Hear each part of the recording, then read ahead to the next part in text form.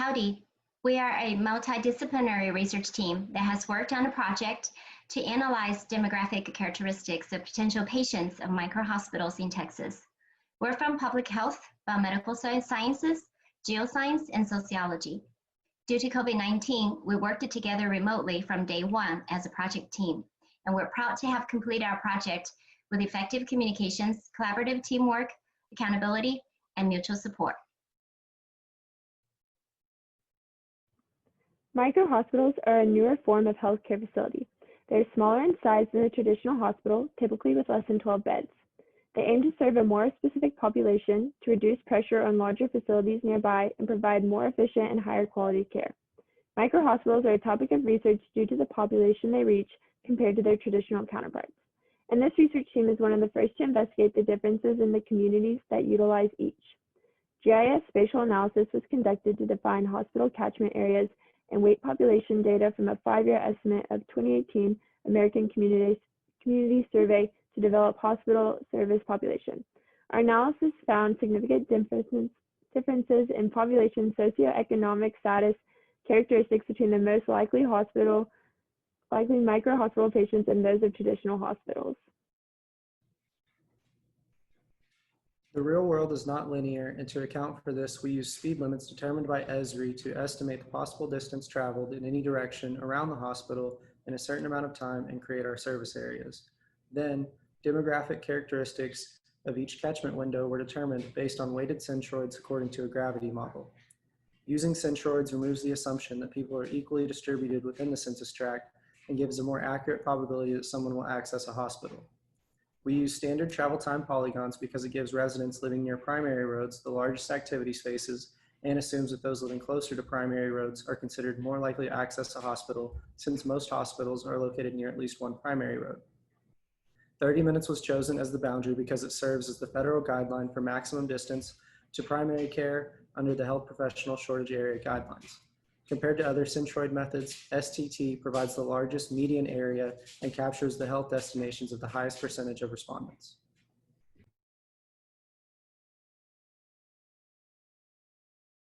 The data sources we use come from first the National Historical Geographic Information System. That is our demographic data that we tie to our census tracts.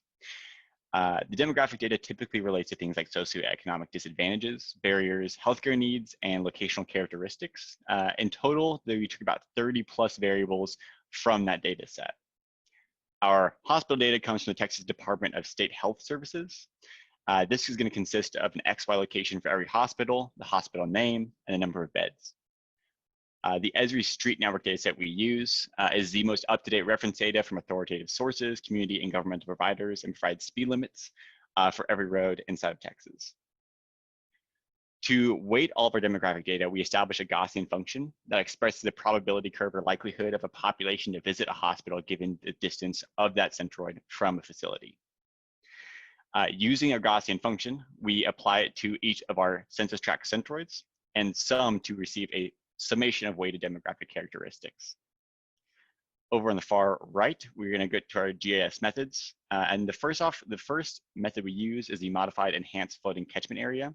Specifically, we're only using the demand side of the enhanced two-step floating catchment area to estimate our population demographics. And what's cool about the enhanced two-step floating catchment area is that it uses a gravity model. And what a gravity model does is it assumes that population centers further away from a hospital are less likely to go to that hospital using distance decay. And we take our 30-minute catchment window and break it up into 3 parts, a 10-minute, 20-minute, and 30-minute windows. And then we find every centroid within each of these windows, assuming that centroids within the same window operate in the same tendencies. We then compute the intersection of all these centroids with our catchment boundaries and calculate and weight according to the Gaussian distribution. Once we have the weighted data, we split by centroid values, microhospitals, and general hospitals, and then we tabulate our statistics,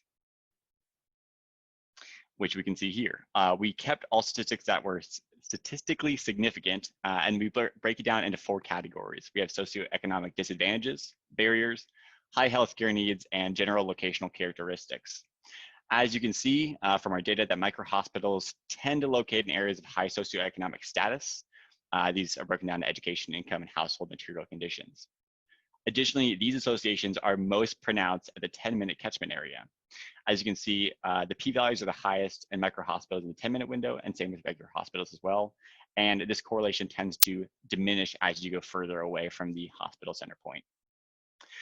Additionally, micro-hospitals tend to focus in areas with higher rates of private insurance versus public insurance, most likely reflecting the correlation with socioeconomic status. As we can see in the next maps we create, we use our tabulated statistics and we find clustering using the local indicator of spatial autocorrelation, or specifically for our analysis, we use local Moran's I. What this does is it clusters data into 5 categories. First is the high cluster, which is going to be the highest of the 4 variables we look at, and then down to high-low, low-high, and low-low clusters, and then finally to not significant clusters. As you can see, the black boundaries are going to be every single point where a census tract intersects with a micro-hospital boundary. And just like we found from our statistics, micro-hospitals tend to locate in higher income areas, as we can see, mostly metropolitan areas like Dallas-Fort Worth, Houston, Corpus Christi, and Amarillo. However, we also find that as you look towards Central Texas and out to West Texas, micro-hospitals also locate in certain rural areas where typically the trends you see in metropolitan areas aren't quite the same. This suggests that the areas outside of metropolitan areas may reflect a different strategy for micro-hospitals to pursue, possibly reflecting micro-hospitals going for limitations of general hospital coverages or hospital service area shortages. The primary goal of healthcare facilities should be to maintain and maximize normal functioning in a population to allow individuals to participate in political, social, and economic aspects of society, all of which are essential to the preservation of equal opportunity. Ideally, healthcare institutions would prioritize the protection of opportunity over all else, but from the data acquired, it's clear that maximization of profit and efficiency are the focus for micro-hospitals among other for-profit healthcare facilities. However, hospital profit does come with social responsibilities and policy implications. Micro-hospitals serve specific populations of higher socioeconomic status and with greater rates of private insurance in comparison to their nonprofit traditional counterparts. This only increases inequity in access to healthcare, especially to those with socioeconomic and sociocultural barriers and greater healthcare needs, such as those in poverty, those who do not speak English as their primary language, and those with chronic illnesses or disabilities. However, the unfairness of the distribution of healthcare services is rooted in social and economic inequalities and catalyzed by social policies. According to the relative income hypothesis, one of the primary factors contributing to societal health is the distribution of income, as greater societal economic inequality strongly correlates with higher levels of health inequity. To truly establish fairness and justice and accessibility to healthcare, we must begin with social, political, and economic reforms, which are essential to incentivize the allocation of for-profit facilities such as micro-hospitals into health professional shortage areas, providing specific care for the demographic in that location, subsequently promoting equal access to healthcare, and ultimately preserving equal opportunity. As we mentioned before, we chose to study microhospitals because there really isn't a lot of information about them out there. There also is no other study that we are aware of that has done something similar to this study, using GIS to connect Texas microhospitals with the population they most likely serve. There is still more work to be done to better understand these new for-profit healthcare facilities. Descriptive analysis was necessary to determine those who likely benefit from microhospitals, as well as those who may be negatively impacted by the presence of microhospitals, if any. It is also important to understand why microhospitals are established in certain locations as opposed to others, so a multinomial logistic regression model will be developed to assess the impact of various population healthcare access measures on the types of hospital location choices. As this study evaluates the role of microhospitals in increasing healthcare access communities, it may help provide policymakers with valuable insight regarding microhospitals and similar for-profit entities' role in serving needy populations in the state of Texas, as well as needed regulations to ensure balance between healthcare economics and social justice. We would like to thank DeBakey Institute, Aggie Research Program, and Texas A&M Launch Undergraduate Research for providing us with this research collaboration opportunity. We also want to thank Dr. Ernesto Almaral from Sociology Department for giving us invaluable guidance and advice. Thank you for watching our presentation.